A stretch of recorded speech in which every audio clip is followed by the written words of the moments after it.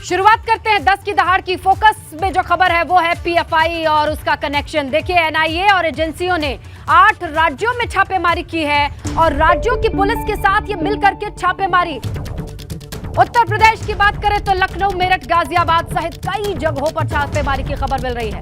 लखनऊ से 3, मेरठ में 6, गाजियाबाद, बुलंदशहर से एक सदस्य हिरासत में लिए गए हैं। एनआईए की पहली रेड में जो लीड मिले हैं उनके बाद भी एक्शन की खबर आ गई है, यानी एनआईए को यहां कामयाबी मिली है। देश को दहलाने की फैक्ट्री चलाने वाले लोगों की ब्रांचेस कहां हैं, इसे जानने की कोशिश की जा रही है। इसी क्रम में आपको बताएं कहां से कितने सदस्य मिले हैं। लखनऊ में 3, मेरठ में 6, गाजियाबाद, बुलंदशहर से 11 सदस्य हिरासत में लिए गए हैं। पहली जो रेड थी एनआईए की, उससे जो लीड मिले हैं उसे और बृहद तौर पर ले जाया गया।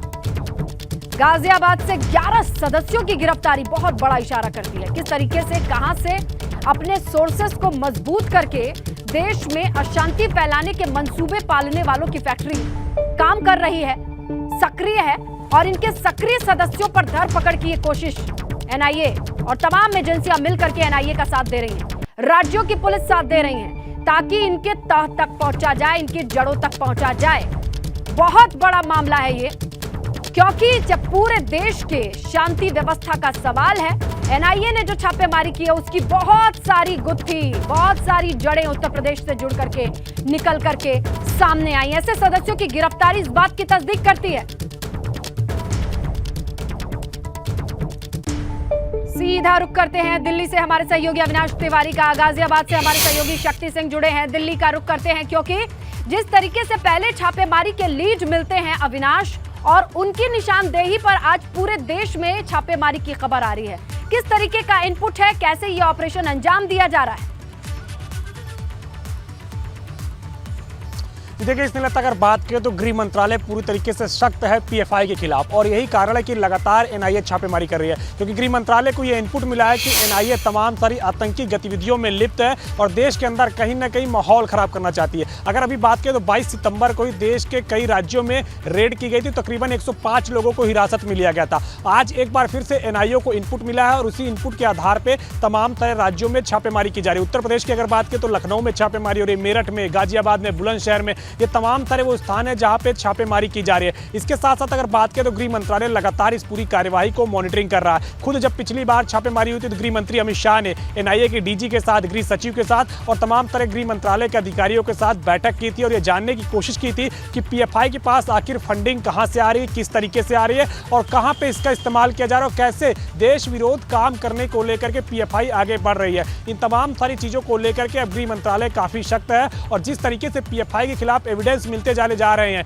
उसके बाद गृह मंत्रालय आने वाले दिनों में पीएफआई को बैन करने का फैसला कर सकता है। क्योंकि पहले भी अतीत में अगर बात करें तो जिस तरीके से इंडियन मुजाहिदीन बना, सिमी बना और उसके बाद फिर अगर बात करें तो ये भी एक, अगर बात करें तो सामाजिक संगठन के तौर पर निकल के आ गए थे, लेकिन बाद में ये आतंकी गतिविधि करने लग गए थे, जिसके बाद गृह मंत्रालय ने इसको बैन किया था। तो पीएफआई पे भी अब गृह मंत्रालय को शक है कि इसकी ज्यादातर फंडिंग विदेशों से हो रही है और फंडिंग का जो इस्तेमाल है वो भारत में कहीं ना कहीं जो देश विरोधी काम है उसको करने के लिए इस्तेमाल हो रहा है। और ईडी ने भी अगर बात करें तो 4 से 5 दिन पहले अपनी जो चार्जशीट फाइल की थी, जिसमें केरल से एक व्यक्ति को उसने हिरासत में लिया था, उसमें साफ तौर पे लिखा था कि प्रधानमंत्री नरेंद्र मोदी की जो रैली हुई थी बिहार के अंदर, उसमें आतंकी गतिविधियां करना चाह रही थी पीएफआई और कई जगहों पे कहीं ना कहीं आतंकी गतिविधियों के साथ साथ अस्थिरता फैलाने की भी कोशिश थी। उसमें उत्तर प्रदेश का भी जिक्र था कि उत्तर प्रदेश में किस तरीके से अस्थिरता फैलाने की कोशिश पीएफआई की तरफ से रची जा रही थी और यही कारण है कि अब गृह मंत्रालय को जब इस तरीके से तमाम इनपुट मिले हैं तो उसी इनपुट के आधार पर अब कई राज्यों में छापेमारी चल रही है और इनके जो भी अगर कहिए जो भी इनके कार्यकर्ता हैं या जो भी इनके कहिए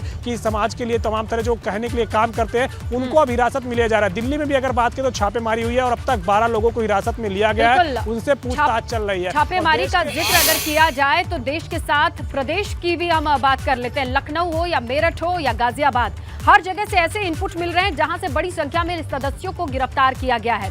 आइए लखनऊ का रुख कर लेते हैं। विवेक हमारे सहयोगी जुड़े हैं, उनसे जानकारी लेंगे कि राजधानी से राजधानी तक ये पूरा मैसेज सर्कुलेट हो गया है।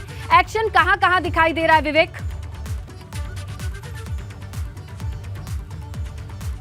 इसने लता, जब पिछली बार बृहस्पतिवार को सुबह से छापेमारी शुरू हुई थी तब यह तय हो गया था कि टेरर फंडिंग, रेडिकलाइजेशन और ट्रेनिंग कैंप, इन 3 बिंदुओं पर फोकस किया था एनआईए ने। यानी पीएफआई ऐसी एक्टिविटीज़ कर रहा है जो टेरर फंडिंग से संबंधित है। बहुत सारा पैसा भी मिला है और जो लोग पकड़े गए हैं उनके पास से ऐसे साक्ष्य मिले हैं कि खाड़ी देशों से रुपया कई खातों में पीएफआई के आया है और तमाम अन्य संगठन जो पीएफआई से जुड़े हैं उसमें भी कई करोड़ रुपए पाए गए हैं। ये बात प्रूव हो चुकी है। उसके बाद यानी 100 से ज़्यादा 106 लोग गिरफ्तार हुए थे पिछली छापेमारी में। उसके बाद एसटीएफ और एटीएस ने यूपी में खासकर अभियान चलाया था और कई लोगों को बनारस से पकड़ा था, कई लोगों को मेरठ से पकड़ा था, लखनऊ से पकड़ा था। ये पीएफआई के एसोसिएट्स थे, यानी सीधे उनका संपर्क नहीं था लेकिन मददगार थे कहीं ना कहीं। और सीए एनआरसी जो आंदोलन हुआ था उसमें भी ये लोग सक्रिय तौर पर ये भूमिका अपनी निभाते रहे। अब जो छापेमारी चल रही है एनआईए की, एटीएस और एसटीएफ साथ में है लेकिन उनको निर्देश दिए जाते हैं कि बस इतना करना है, इतना बताना है, ये रेकी करनी है, इसको उठाना है, बस उससे ज़्यादा उनको कुछ नहीं मालूम कि कौन है क्या है। अब आपको बताता हूँ जो आज की छापेमारी हुई है वो है एसोसिएट्स के एसोसिएट्स, यानी जो पीएफआई के मेन लोग पकड़े गए थे बृहस्पतिवार को, उनके जो एसोसिएट्स थे वो अभी कुछ दिन से लगातार रेड पड़ रही है और उनसे जो पूछताछ में चीज़ें सामने आ रही हैं वो विभिन्न संगठन जो पीएफआई से जुड़े हैं और पीएफआई की जो ब्लैक मनी आ रही है खाड़ी देशों से उसको व्हाइट मनी करने का काम करते हैं, ये उन लोगों की तलाश में छापेमारी हुई है। चूंकि इंटरोगेशन में बहुत सारी चीजें सामने आई हैं, बहुत सारे नाम सामने आए हैं, तो खासकर पश्चिमी उत्तर प्रदेश का बिल्कुल यही जो आप जिक्र कर रहे हैं ना, क्योंकि शक्ति हमारे साथ जुड़े 11 लोगों को पकड़ा गया है गाजियाबाद से। ये चौंकाने वाला मामला है। पश्चिमी यूपी की सक्रियता, मेरठ पे तो डिटेल जानेंगे सनुज से, लेकिन गाजियाबाद की कंडीशन क्या है? इतने इस शहर से इतने लोगों की संख्या किस तरफ इशारा करती है शक्ति? देखिए, अगर गाजियाबाद की बात की जाए तो गाजियाबाद का थाना भोजपुर क्षेत्र है, उसमें गांव है कलछीना। कलछीना में काफी तादाद में जो पीएफआई जो संगठन के लोग हैं वहां पर रहते हैं और ये अब से नहीं, ये पहले से ही वहां पर संगठन में सक्रिय रहते हैं, जिसके बाद यहाँ पर जो इंटेलिजेंस है वो उन पर नजर भी रखती है। लेकिन जिस तरीके से पीएफआई पे शिकंजा कसा गया है तो इन लोगों के नाम प्रकाश में आए हैं। रात्रि 3 बजे गाजियाबाद पुलिस और एसएसपी के नेतृत्व में, एसएसपी मुनिराज के नेतृत्व में वहां पर छापा मारा जाता है और जिन 11 लोगों को इसमें हिरासत में लिया है उन 11 लोगों को हिरासत में लेने के लिए कहीं ना कहीं ऊपर से ही निर्देशित किया था, क्योंकि कलछीना गांव वो गांव है जहां पर पीएफआई काफी समय से सक्रिय था। गाजियाबाद का एकमात्र ऐसा क्षेत्र है भोजपुर लोकल रिपोर्ट क्या रही है कलछीना गांव जिसका आप जिक्र कर रहे हैं? क्योंकि रात के 3 बजे छापेमारी में 11 लोगों को जब हिरासत में लिया जा रहा है, ये नॉर्मल नहीं है। ऐसे में उस गांव का क्या बैकग्राउंड रहा है, कैसे इनपुट रहे हैं? देखिए, अगर गांव के बैकग्राउंड की बात की जाए तो गांव में कट्टरपंथी बैकग्राउंड के लोग काफी ज्यादा हैं, जिसको देखते हुए कहीं भी जो यहाँ की जो लोकल इंटेलिजेंस है, जैसे कि मैंने अभी आपको बताया था कि वहाँ पर उन पर हमेशा नज़र रखी जाती थी, क्योंकि पीएफआई एक इस तरह का संगठन बनता जा रहा था धीरे धीरे, जो कि देश में जो भी देश विरोधी गतिविधि होती थी। बिल्कुल, गाजियाबाद में जब 11 लोग पकड़े गए तो ज्यादा दूर नहीं जाते हैं। सनुज मेरठ से जुड़े हुए हैं, मेरठ की भी कंडीशन कहीं ना कहीं देखा जाए, अगर गाजियाबाद में 11 लोग मिले हैं सनुज, तो ये मान करके चले कि वो कहीं ना कहीं मेरठ से बड़े आसानी से कम्यूट कर सकते हैं। उनका कनेक्शन मेरठ से भी निकले तो कोई बड़ी बात नहीं होगी। हाँ बिल्कुल, देखिए आपने सही कहा कि देखिए पीएफआई जिस तरीके से पश्चिम उत्तर प्रदेश में अपनी जड़ों को जमा रहा है, उस बात से इनकार नहीं किया जा सकता कि पश्चिम उत्तर प्रदेश में किसी बड़ी साजिश की बू आ रही है। लगातार यहाँ से पीएफआई के सदस्य पकड़े जा रहे हैं। अभी शनिवार की ही बात आप ले लीजिए कि शनिवार को शादाब, साजिद, शहजाद और इस्लाम 4 पीएफआई के सदस्य पकड़े गए थे और उनके पकड़े जाने के बाद जो एटीएस को बेहतर इनपुट मिले थे, उस इनपुट के बाद आज ये बताया जा रहा है कि मेरठ से 2 और बुलंदशहर की बात करें या शामली की बात करें, मुजफ्फरनगर, करीब आधा दर्जन से ज़्यादा जो लोग हैं उनको हिरासत में लिया गया है और उनसे लगातार पूछताछ की जा रही है। जो 4 लोग ये पकड़े गए थे पीएफआई के सदस्य, इनमें 2 शामली से थे, एक गाजियाबाद से था और एक मुजफ्फरनगर से था। और इनसे जब पूछताछ हुई तो पूछताछ होने के बाद कई और सदस्यों के बारे में जानकारी मिली और उसके बाद एटीएस ने पूरे पश्चिम उत्तर प्रदेश में घेराबंदी कर रखी है। खास फोकस मेरठ, बुलंदशहर और मुजफ्फरनगर और सहारनपुर पर है और यहीं से आधा दर्जन से ज्यादा लोगों को हिरासत में लेने की बात निकलकर सामने आ रही है।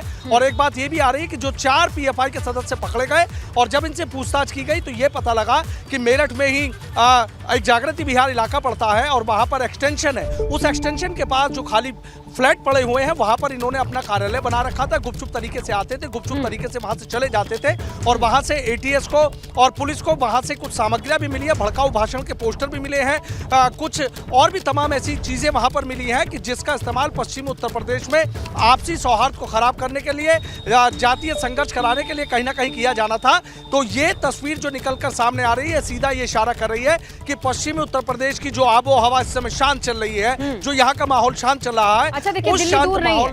मेरठ, गाजियाबाद या पश्चिमी यूपी की खासियत यह है कि यहाँ से दिल्ली दूर नहीं है, बड़ा नजदीक रास्ता है। और यही शायद वजह भी रही है कि अगर इस तरीके की छापेमारी हो तो केंद्र की नजर कहीं ना कहीं पश्चिमी यूपी पर स्पेशली होगी। अविनाश, केंद्र के लिए पश्चिमी यूपी को लेकर के किस तरीके की जानकारी आ रही है? क्योंकि बहुत सारे कनेक्शन पश्चिमी यूपी से निकल करके जब सामने आए हैं तो आने वाले वक्त के लिए क्या रणनीति हो सकती है?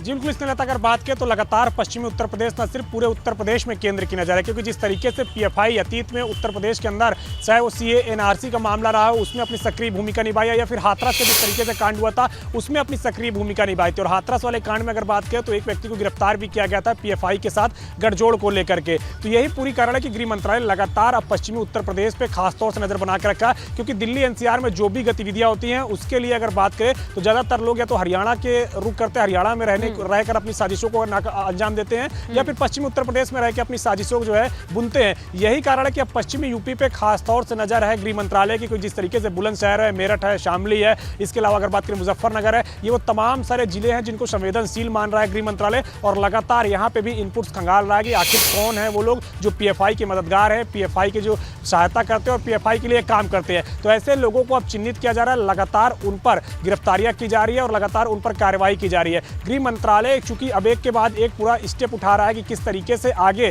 जो ठोस सबूत है वो मिलते हैं, जिससे कि अगर पीएफआई आगे चल के सुप्रीम कोर्ट का रुख करता है या किसी हाई कोर्ट का रुख करता है तो गृह मंत्रालय के पास ये पर्याप्त सबूत रहे कि पीएफआई आतंकी गतिविधियों को अंजाम देता है। और यही कारण है कि अब गृह मंत्रालय पूरी तरीके से साक्ष्य जुटा रहा है। समाज सेवी होना ये गलत नहीं है, लेकिन उन मंसूबों की आड़ में अशांति फैलाने की साजिश रचना, ऐसी फैक्ट्री बनाना, ये गलत हो सकता है। इसी मद्देनजर ये तमाम छापेमारी के जरिए साक्ष्य और सबूत जुटाने की जगह जगह से छापेमारी की खबर आ रही है।